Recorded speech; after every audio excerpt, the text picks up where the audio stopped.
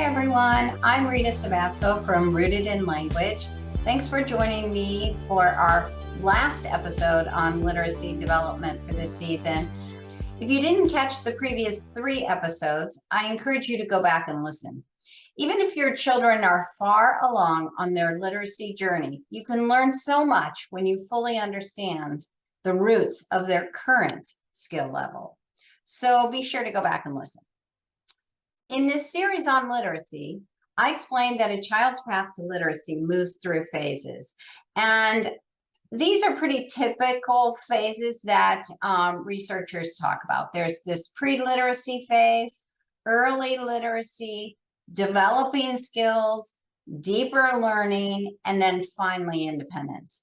And certainly, Rooted in Language is a part of teaching you how to best help your children develop this early literacy level, the developing skills level, and the deeper learning level. We don't talk very much about independence, and that being a goal for all of us, that our students understand their own learning and can engage in learning in a way that really develops independence.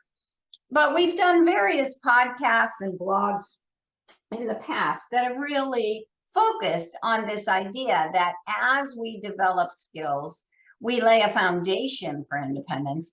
And as we engage kids in deeper learning, that we're really building into what they need to know about themselves to become independent learners. So today I'm talking mostly about this deeper learning stage of literacy.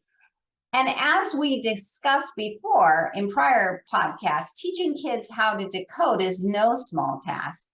And once they achieve this monumental skill, we needed to teach them how to apply their skills to reading. Developing literacy skills can't be skipped, and it's not a wait till they're ready option. I think we say this all the time. If you've been listening to us, you're probably thinking, I know already, stop saying it, but it's still being said out there. And as long as it's being said, I'm going to feel a need to keep reminding everyone that this is not a wait till they're ready option. There's mounting research regarding the need for explicit instruction. And when students struggle, if we wait for this, quote, readiness, the learning gap simply widens. Reading and writing are not magic. Even though we can make the process interesting and engaging, it doesn't happen magically at this certain age. Literacy takes skill, and these skills need ongoing training in each of these areas. And we've discussed this throughout this podcast series. Handwriting is an area that needs ongoing training. This means writing by hand, not skipping to the keyboard. And it also means including cursive in our instruction, and not just teaching cursive, but using cursive, getting to a level of flow and competency and automaticity. We need ongoing training in the area of explicit spelling instruction and application to build fast and automatic word form memory. We need word level reading and writing practice that includes advancing vocabulary, emphasizing accuracy, and working toward reading fluency. We need this close text reading, this deep comprehension and annotation practice that will help deepen comprehension and keep the reader engaged with the writer and with what they're reading, the material they're reading. We need ongoing grammar work. We know from the research that's coming out and what we see with our own students that grammar work will improve reading fluency. It definitely improves reading comprehension, and it most definitely builds into students' editing skills. And we need explicit instruction on note-taking skills across the curriculum.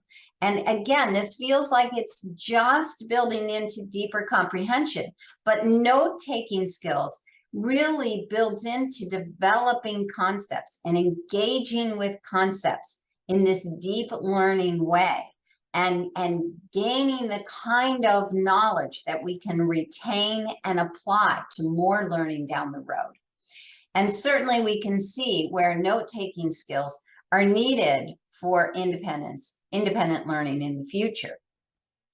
At this stage of literacy, if your children are at this stage and they've gotten skills and they're doing pretty well and you're really deep into using reading and writing in the curriculum, you've worked on growing your students' reading skills, and your kids are maybe reading basic chapter books and maybe grade level expository text.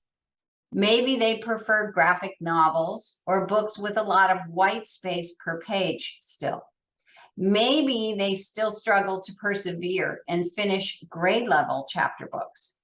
Maybe their attention is limited. Maybe reading comprehension is a concern. Or maybe all is going well, but you're wondering how to further deepen their literacy skills.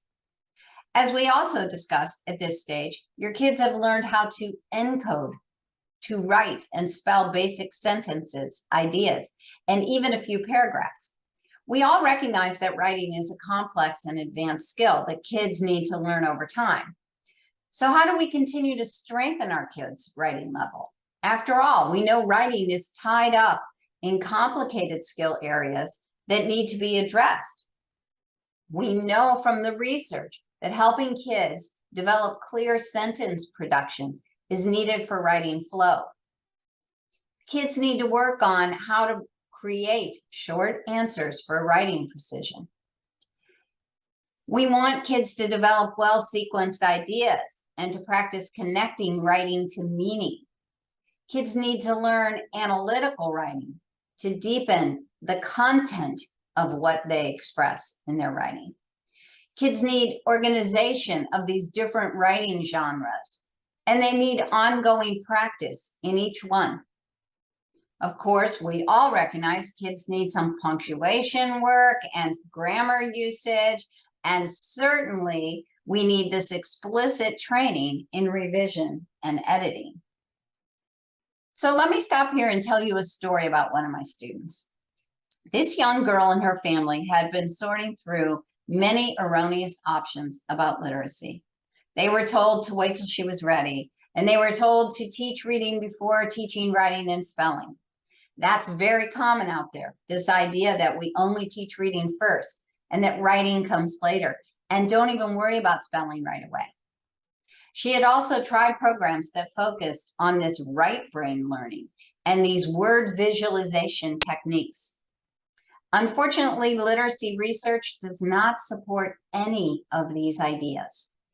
And in fact, we now know that some of these ideas actually put kids more behind. They don't just keep them behind, they kind of teach some bad skills that are difficult to undo later. So she arrived at our office presenting the way so many of our clients do, as a struggling reader who was discouraged, embarrassed, and frustrated. She had no writing, and she was now trying to avoid any activity that made her look or feel out of step with her peers. Through testing and observation, we determined that she had dyslexia, very poor spelling, and underdeveloped handwriting skills.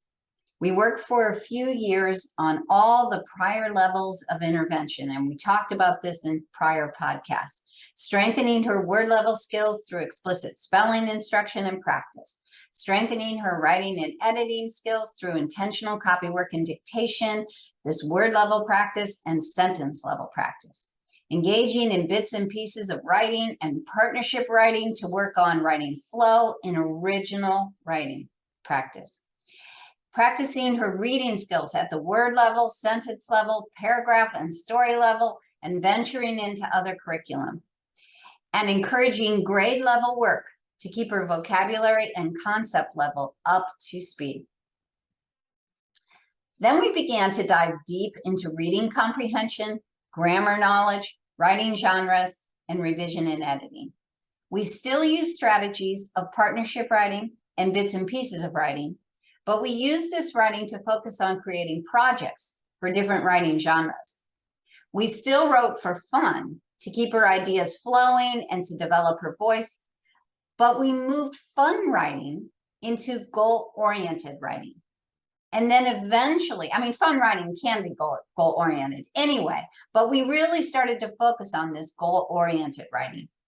And then eventually we moved her more into this format-specific writing. We did all of our writing work in tandem with developing skills in deep comprehension, using various forms of literature as we went. We read and annotated text together. We analyzed plot, character, conflicts, and themes. We separated each genre of writing before combining types of writing. Analysis writing was worked on separately from narrations. Straight research reporting was also initially taught as its own genre. We worked on a single format before expecting multiple skills to be complexly combined. So you take that example of the research project. When kids can originally just work on getting the research out there, right, and in their writing in an organized fashion, then we work on how to add these analytical pieces and have a thesis statement and use the writing to present an argument. We don't do that all at once. Unfortunately, this is not what is happening in schools across the US, where young writers are expected to compare and contrast multiple sources all at once, or to present these complex arguments, all when they're still just learning the difference between retelling information and what it means to analyze it. The deep learning phase that we're talking about today is a long game. We take our time showing kids the way, but also having conversations with them about how they learn, what led to their writing success, and what kinds of reading and writing projects brought success, because not everyone does. Not every project is super successful. We engaged in metacognitive work with this young student, and by 7th or 8th grade, she was working with increased independence. Deep learning means we give kids time to learn a skill, time to practice a skill, time to apply it to new contexts. We don't just assign a task and walk away. We stay involved in the process, engaging in conversation and writing free writes to express ideas.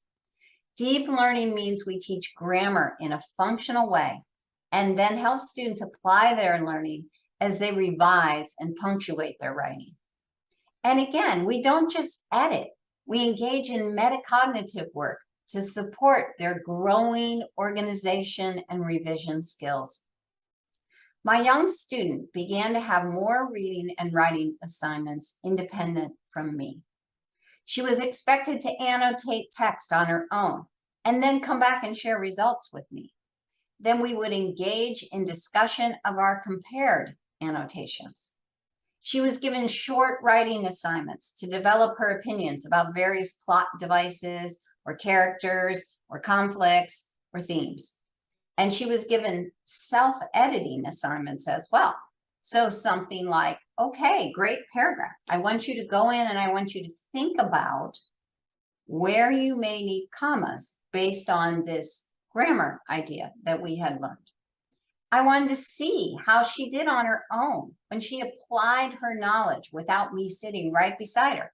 But just be clear, then we came back together and we worked together on helping her see where she had succeeded and where she needed more attention.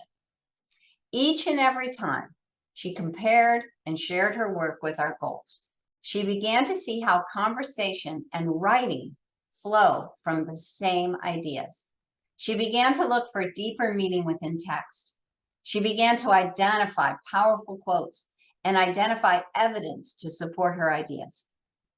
Working toward independence means that students have many skills, but as they manage new text and new writing, they still need a guide. They can venture further afield by themselves, but they need to consistently check in and work together. They are climbing new heights with challenging text, but we still need to give them support. As they succeed, they learn from their success. And this is what we mean by working to a level of success. but still always increasing the challenge. We don't want them to just stay comfortable. I mean, none of us really learn when we do that, right? We learn when we say, okay, I got this. Now let's go to the next level. Students are gaining independence here and there, but they're not yet completely independent. They need specific training and support in some very advanced skills as they learn. And don't we all need that? Don't we all learn some things on our own and then we'll hit something where we say, I don't understand that. I feel like I need to go watch a YouTube so I can see that. I feel like I need to have a coaching session so I know how to apply this. I feel like I need to, get that personal trainer to get me to this next level in whatever my physical activity is. We do this all the time. And that's the way we need to think about how we work with kids when they're in this deep learning level and making their way to independence. We want to be able to say, hey, go do this part that you do really well on your own now. And then we'll come back for this other part that is a little more tricky, okay? The science of reading tells us that literacy learning should not stop at 3rd, 6th, or even 9th grade. So what does ongoing literacy work look like? Well, here are the ingredients. And again, at Rooted in Language, we talk about these all the time. We keep working on multisyllable word reading and writing practice, and we continue that. This is especially important for the struggling learner. We keep working on spelling and word study. And this needs to coincide as more word form memory develops and vocabulary grows at age-appropriate levels. We keep including cross-curriculum work. Students now use reading and writing to learn and build new concepts all across their curriculum. Remember, conversational instruction and deep learning practices are the most effective strategies for students' growth as we cross curriculum. Writing by hand needs to continue, even when students know keyboarding skills. Students must constantly be hybrid writers, meaning they can print, write in cursive, and keyboard. Why? Because writing by hand improves composition. Taking notes by hand improves comprehension and memory. Specifically, cursive writing improves speed and spelling. Keyboarding is good for revision. Print is needed now and then. Now, I just want a little aside here. If you have a student with dysgraphia, you may need to focus on cursive primarily for a long time and then add keyboarding. You might need to let print drop by the wayside, but kids should still know how to print their name and address legibly because that's required now and then. Grammar needs to be taught using a functional approach that can be easily applied to reading and writing. We know that grammar knowledge aids comprehension, reading fluency, and editing.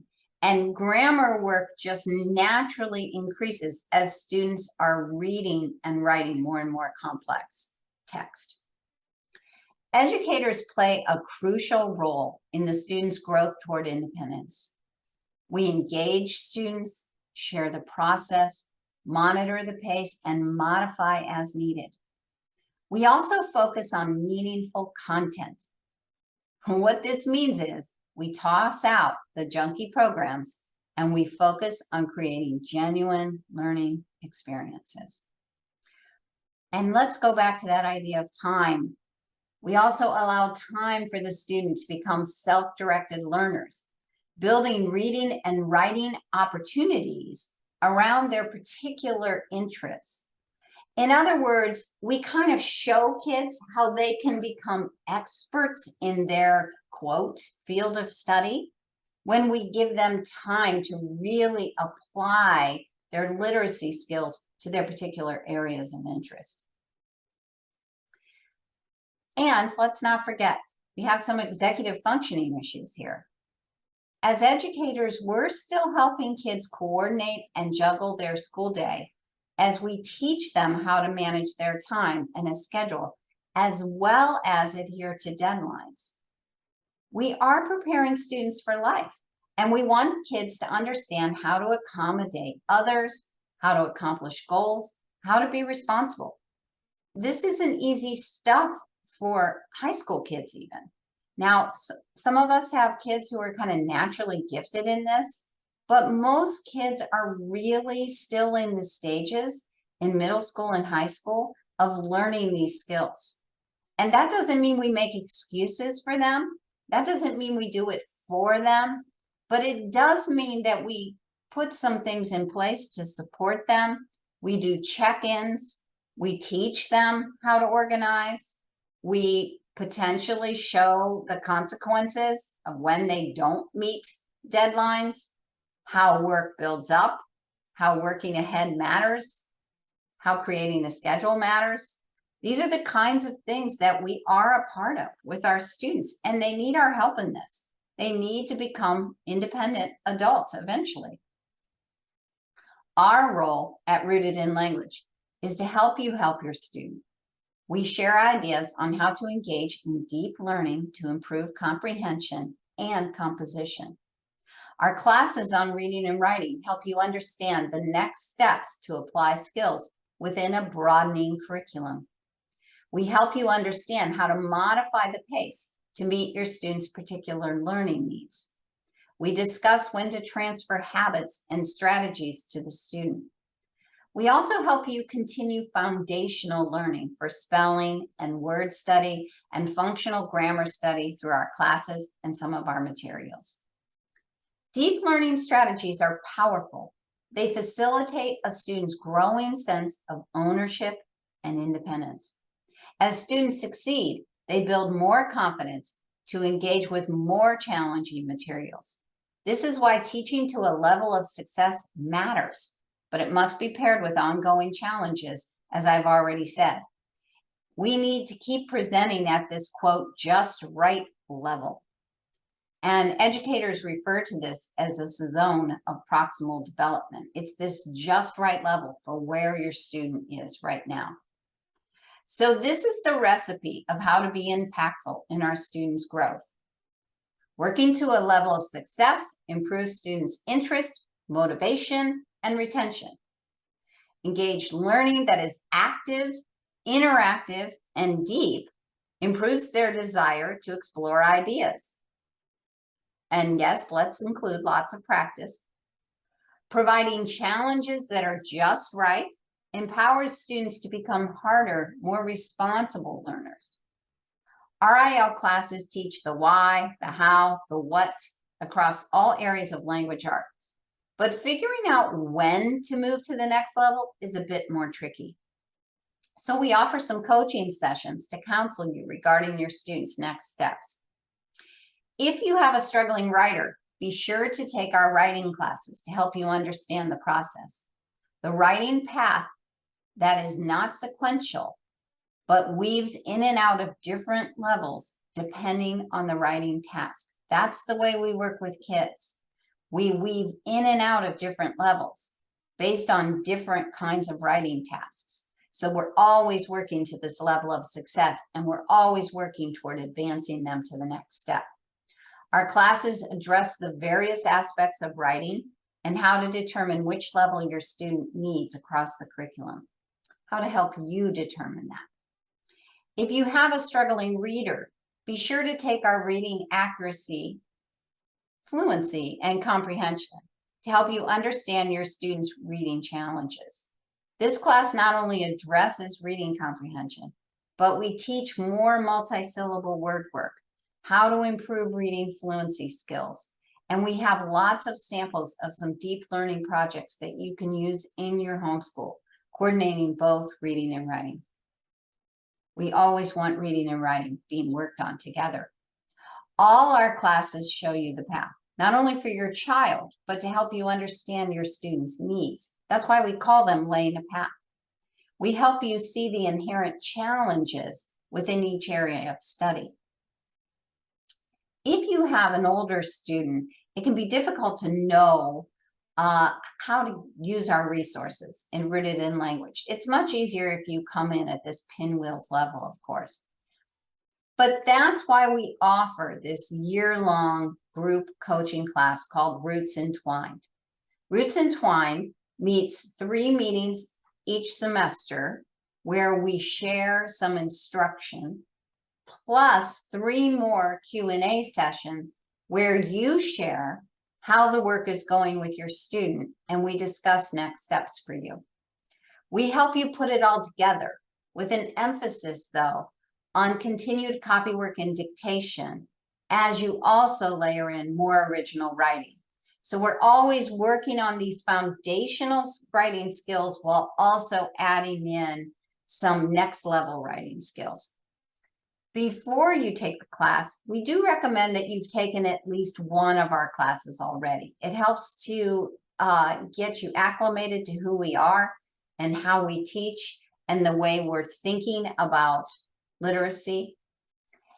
And the way we set this up is each month we'll focus on some area of learning for you with your student, and then you go and work on that and come back for our Q&As.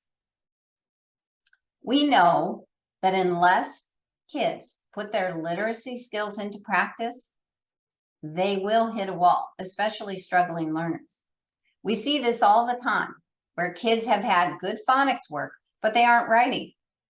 It's amazing to me that I can have kids who are in high school and they have been using good programs, but all they do is read and they still can't write.